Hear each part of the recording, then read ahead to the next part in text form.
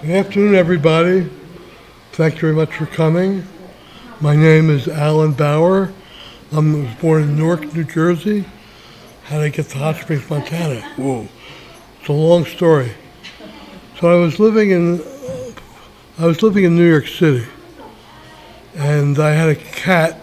Well, a cat who I named Cato, came walking in through my second floor window, stayed for 4 hours and left, and came back 4 days later on June 1st, 1995. And we were together for 20 years. Pretty incredible. So why did we move to Hot Springs, Montana? Well, so Cato was an indoor-outdoor cat. We lived in Shoreline, Washington. Cato stayed with me for 20 years. That's why I came to Hot Springs, because he was an indoor-outdoor cat, and I wanted to continue to be an indoor-outdoor cat, to have that option, because I think it's great for cats to be free like that. So let me start. So I was living in New York City, and a number of different people told me to go to this writing workshop, which was starting on a Tuesday. So I did that, and it was led by a gentleman by the name of Paul Pirogue, who graduated from Yale and had a fine arts degree. And he developed this program for writing that stimulated automatic writing. Yeah, so I went to the workshop, and everyone there wrote stuff, and we got to read it out loud at the end of the session. And everyone wrote stuff that was readable, as did I. So on the first night of poetry, I wrote a poem called Strawberry. Let me just read that one first. So, strawberry. I am a strawberry, one of many on this plant. I know I am unique. My friends and I hang out together, basking in the sun, growing succulent and red and sweet. Life is grand. Wait, what is happening? I'm being touched. I'm being pulled from my home, tossed, thrown, manhandled. Where am I going? Where is the light? We are all touching, above, below, right and left. Now where? New smells, fumes, new sensations, bumps, turns. Where am I going? Touched again, now in a smaller basket. I see light. I am growing weaker. I want something to drink. I want some food. Now I am food. So this one is called Twiglet. I am a twiglet. A twiglet. Yes, a twiglet. A very little twig that grows out of a little twig. A twiglet. There are lots of us on this birch from Sweden. I have a wonderful view of the lake. In fact, I am over the lake. If twigs pissed, I would piss in the lake. If I were older, I might drop a little sap in the lake, but no piss. It would not be because my piss is off. Trees don't have piss. I did not know that for some time, because I smelled piss. It turned out not to be tree piss, but dog piss. I watched a great oak tree being pissed on by the little bitch. Oh, I'm sorry, bitches don't piss on trees. They just let it loose anywhere they want using the rear squat method. The little male dog was a different kind of bitch. The oak started dropping acorns on the little pisser.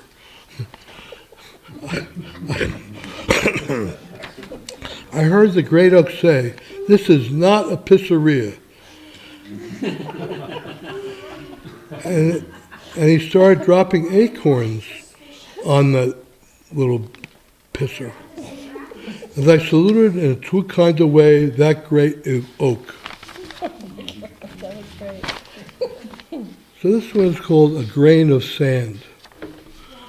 I am a grain of sand, quite comfortable in the hot sun of this tropical paradise. It wasn't always paradise for me. I spent 10,000 years, give or take 1,000, on the bottom of the sea. I remember beginning on the bottom of the bottom. It was 5,000 years before I even got to the top of the bottom. It was more interesting at the top of the bottom. I still had all my family under me, which was better than all around me, and I mean all around me. Anyway, at the top, things happened. I spent a month or two in an oyster once, sort of an open and shut case. Finally expelled, thankfully, before being imprisoned in one of those translucent things. And the fish picked me up and did not spit me out. I came out someplace else after a very, very interesting voyage. But now I'm finally at the beach, every day, rain or shine. It's wonderful. Who said there is no free ride? Not me. I ride on the bottom of feet, and once in a while I get to ride on the ass, one of my favorites. Anyway, I've been here for over 100 years. I have seen these things with feet and asses evolve from creatures almost completely covered with a loose skin that did not properly fit or shed water, to this new variety with a tight skin that sheds water very, very well. One day in August, I was doing what I do best, basking in the sun, when an ass, a bare ass, sat on me. I stuck like glue. It is one of the sans highest honors to get a little piece of ass. I stuck better than I thought. Before night, it was dark, and I was still with ass. And now the ass was moving from the beach. Where to? Who knows? Time will tell.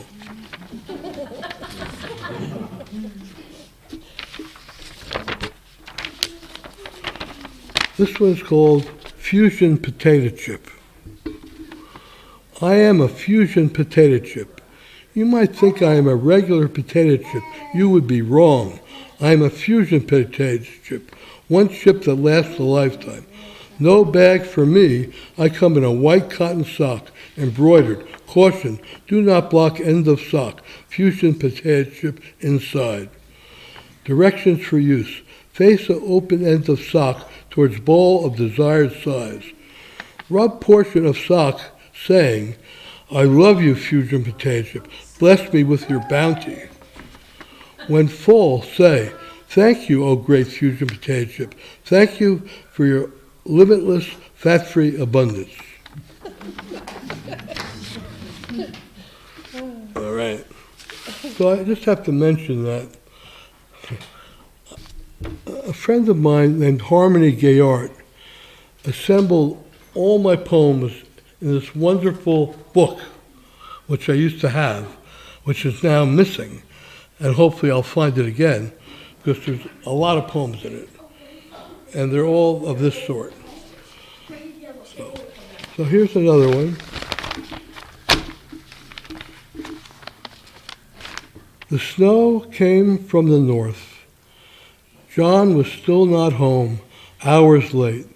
My worry side was struggling to come out. My happy face in conflict, the beauty of the snow tainted with concern. Try meditating. No, too nervous. Listen to music. No, not where I am. I know where whatever is. The window again, no sign, the snow heavier now. I am almost in a panic, helpless as to the fore. Where is my faith? Obscured by worry. Where is my hope? Why do the worst thoughts come up and not a view of John in some comfortable spot waiting out the blizzard? Why is that not my way? Why does the evidence of a lifetime of things being all right not carry weight now? More growth, more learning, more learning. I doze off for a little while. When I awake, the night is soft and white. The peace is pervasive. All that must be right. I'm not sure that John is fine. So where does the worry come from? The worry based on my no life experience that I am aware of. So, word space. 8195. No fingers continued. He used his one phone call to contact his wife of 28 years. Sort of. She said, who, where, what, who you did, how, click. Take that. Yeah. So, yeah. Pardon me.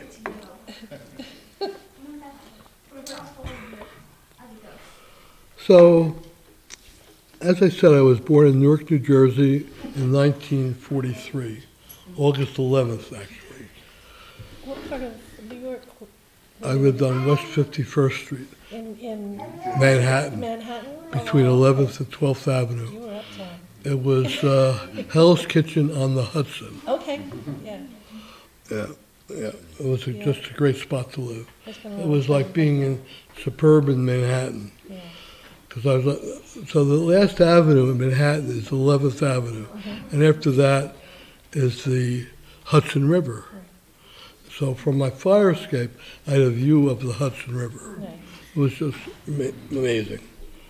Very lucky. very nice. Yeah. Yes. So, I might have missed this because I got here just a tiny bit late. I'm sorry. How did you end up in Hot Springs? Well, there you go. Yep. Yep. That's an interesting story. So Sorry. I had the cat, Okay. whose name was Cato, walk into my apartment on the second floor, apartment 2W. He stayed for 4 hours and left, and came back 4 days later on June 1st of 1995, and we were together for 20 years. So But you how said, did that get to that Hot Springs? Yeah, how'd you pick Hot Springs? So I said to myself, all I really need is a place where Cato could continue to be an indoor-outdoor cat, and where I can live on my Social Security, hence Hot Springs. yeah, And I had a friend who you might know, Giovanni Delino. And Giovanni Delino owns a share, still does, of Alameda's. So my thought was, oh, I didn't have that thought yet. So, Wait, were you still in New York at the time? And you It was New York and then Hot Springs. yes. No. It was New York, then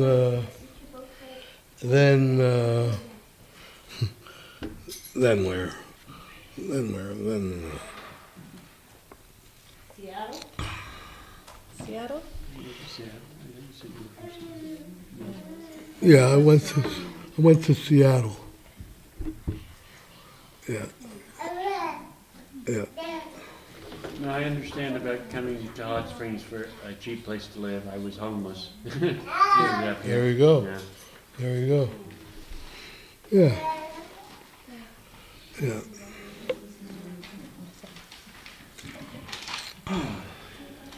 So, let's see.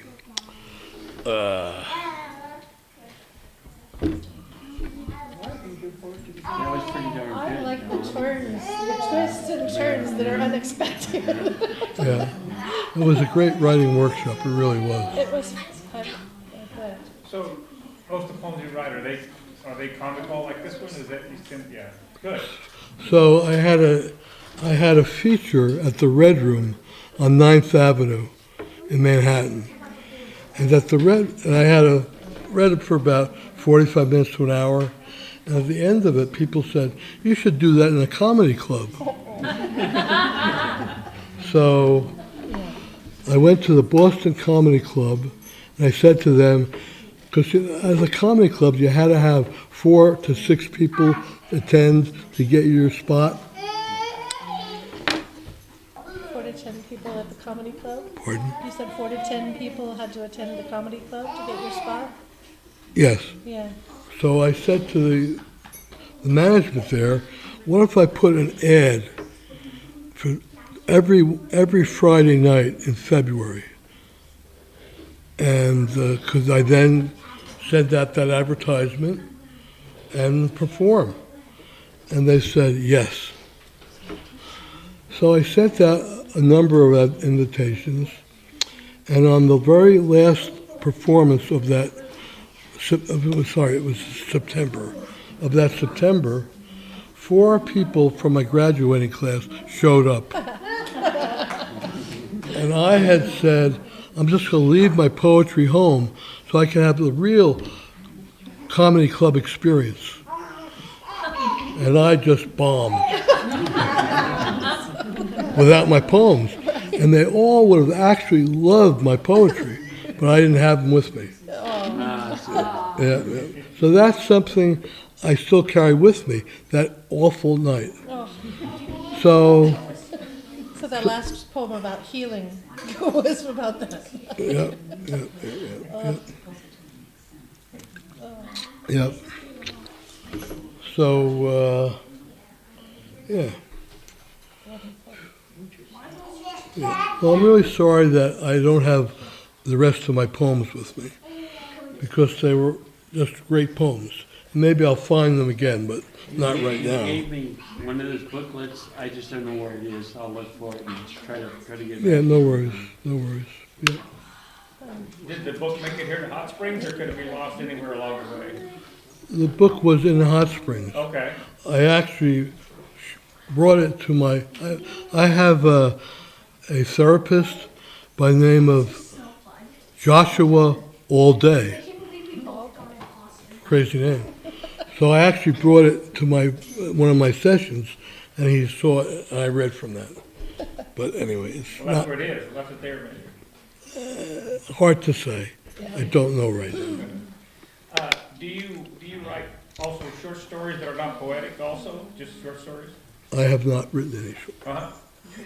Yeah, I just do the Paul P. Rogue writing word space writing workshop. Yeah. Yeah. Yeah. Yeah.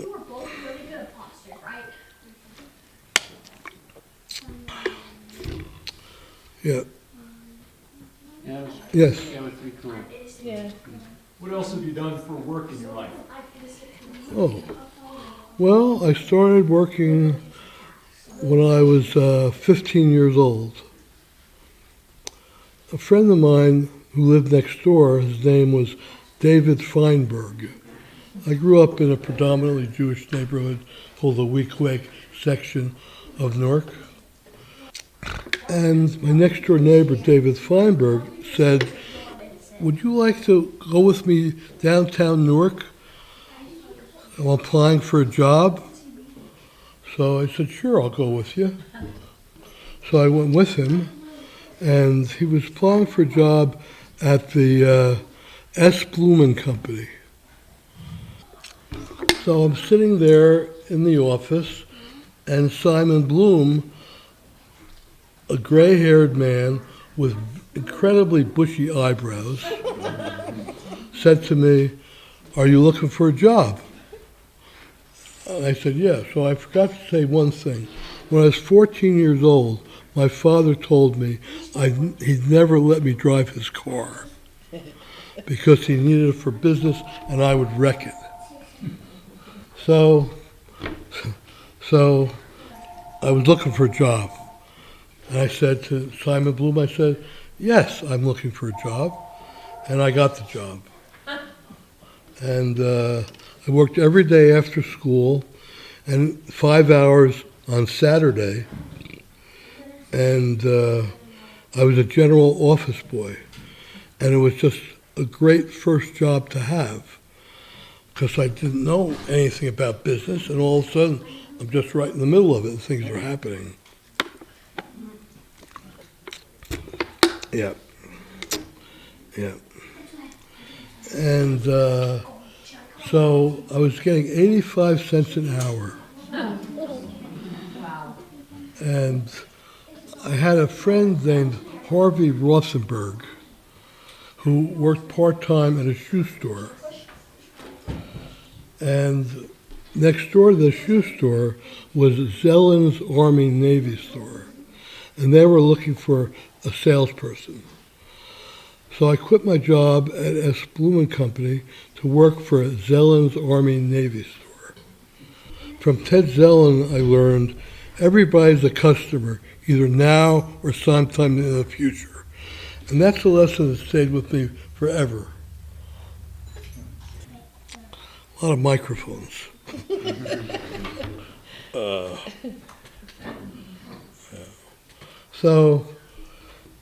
So I worked for Zellen's Army Navy store part-time for 10 years.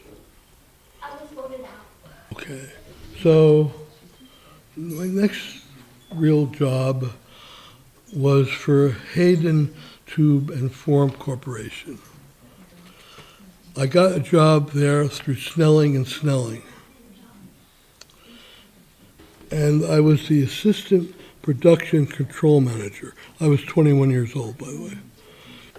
And it was just a really great job. So Hayden Tube and Form were manufacturers of lock seam tubing and roll form shapes out of steel. And because we made lock seam tubing, we could run pre-painted strip rather than painting it afterwards, and it'd come out with a finished painted post. And most of what we did was posts for badminton and volleyball sets. Anyway, yeah. And so we had a 69-inch long post tube, which was then chopped into 3 pieces of 23 inches long apiece. And then we had to do things to the ends, like swedging, so one could fit into the other one. And that's how you made a badminton and volleyball pole. So I used to go to a low-key hippie resort in the Catskills called Sukasa. So a weekend at Sukasa cost $35, including 3 meals a day. Breakfast, you made your own out of cold cereal. Other than that, there were 2 cooked meals. And it was just phenomenal. And the place actually burned down. So next time, I'm going to prepare better for this.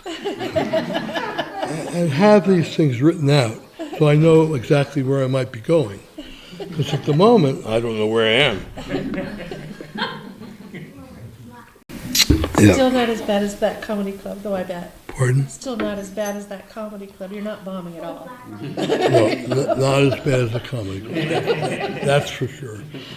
And not as bad as the walk back from the comedy club to my home at 621 West 54th Street, for First Street, with all, anyway, it was awful.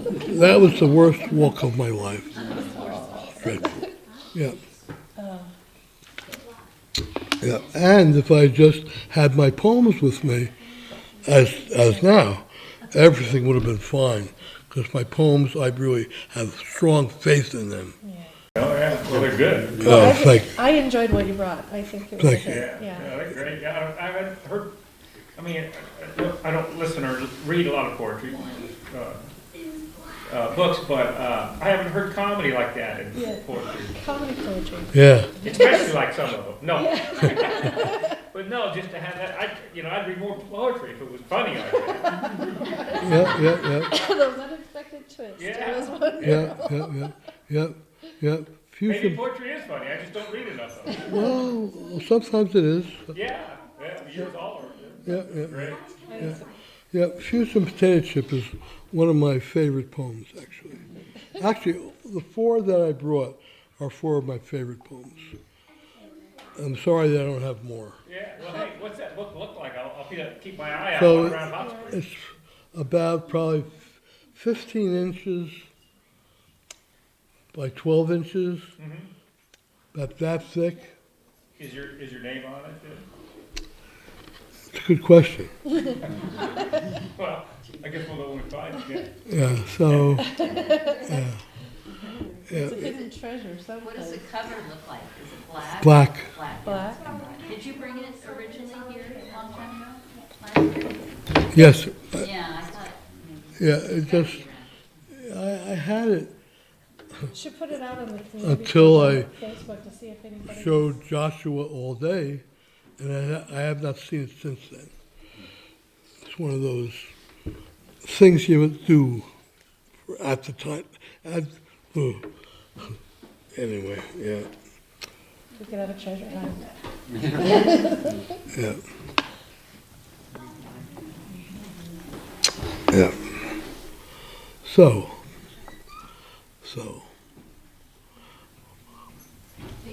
Yes, thank you. Oh, I, thank you. Very good.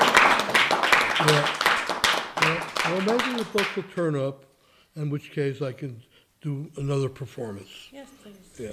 Yeah, I look forward to that book reappearing, yeah. Yeah, this was not what I expected at all. You did fantastic. Yeah, thank you. Great.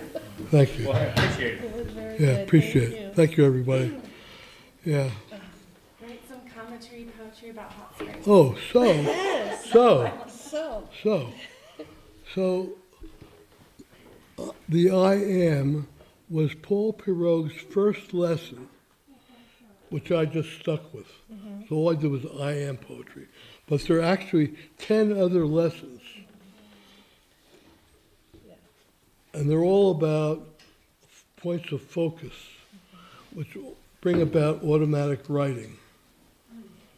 And I'm thinking about starting a writing workshop with all the lessons, because all I did was the I Am. And I am a lot of different things, turns out. Yeah. That's great. Yeah. Well, I guess that's it for now. Fun. Thank you. Thank you, everybody, for coming. And once again, I have to apologize for not having like complete work with me, but that's the way it goes. I don't think apologies are needed. I think you did great. Yeah, that would be great if you could put together a workshop with some of the other aspects of that writing class. Are you still writing? No, Okay. I have not been writing. However, I could use all the other, You bet. yeah, Well, and if you start a workshop too, you kind of have to with us, right? yeah, true. That would be fun. Excellent. It would be fun. Thank you so much. Oh, you're welcome. Thank you all for coming. I really appreciate it.